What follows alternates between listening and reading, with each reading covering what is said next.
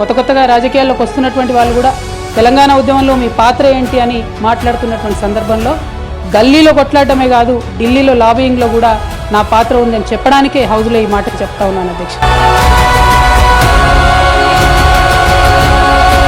ఆనాడు TRS party నాకు పిలిచి పార్లమెంట్ టికెట్ ఇచ్చింది అధ్యక్ష. నేను ఎప్పుడు కూడా వారిని అడుక్కొని టికెట్ తీసుకోలేదు అధ్యక్ష. నేను గత 8 సంవత్సరాలుగా ఇండిపెండెంట్గా ఒక వ్యక్తిగా సంస్థను నడుపుతూ చేస్తున్నటువంటి ప్రయత్నాలని అడ్డుకట్ట వేయడానికి మొదటి రోజు నుంచే ప్రయత్నం జరిగింది అధ్యక్ష. పార్టీ మౌత్ పీసులుగా ఉండేటటువంటి పార్టీ పేపర్లు, పార్టీ ఛానళ్ళు ఏ ఒక్కరు కూడా ఎన్నడూ కూడా మద్దతు ఇవ్వలేదు అధ్యక్ష.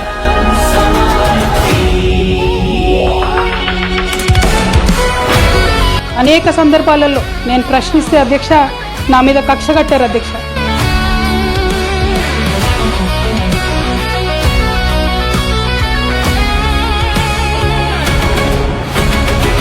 కేసీఆర్ గారు చుట్టూన్నటువంటి కొందరు వ్యక్తులు మరి కక్షగట్టి నన్ను ప్రశ్నించినందుకు పార్టీ నుండి బయటకు పంపించారని చెప్పక తప్పదు అధ్యక్ష.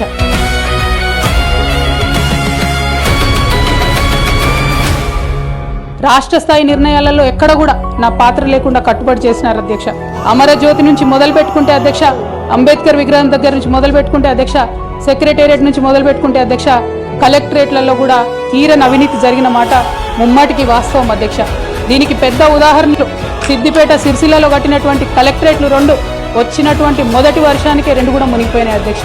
ఆ విజువల్స్ అందరం కూడా మనకు చూడడం జరిగింది. ఇక సిద్దిపేటలో, సిరిసిల్లలో కట్టిన కలెక్టరేట్లకే దిక్కు లేకపోతే మొత్తం రాష్ట్రంలో కట్టినటువంటి అన్ని బిల్డింగ్లు ఎట్లుంటాయన్న విషయాన్ని కూడా ఒకసారి తెలంగాణ ప్రజలు ఆలోచించుకోవాలి అధ్యక్ష.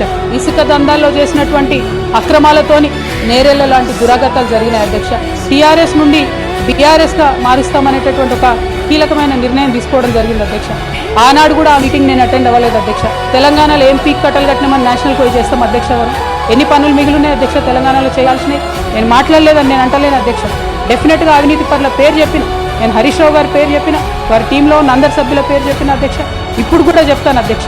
కానీ అధ్యక్ష చెప్పిన తర్వాత తెల్లారి 2 గంటల లోపల నన్ను సస్పెండ్ చేసింది అధ్యక్ష.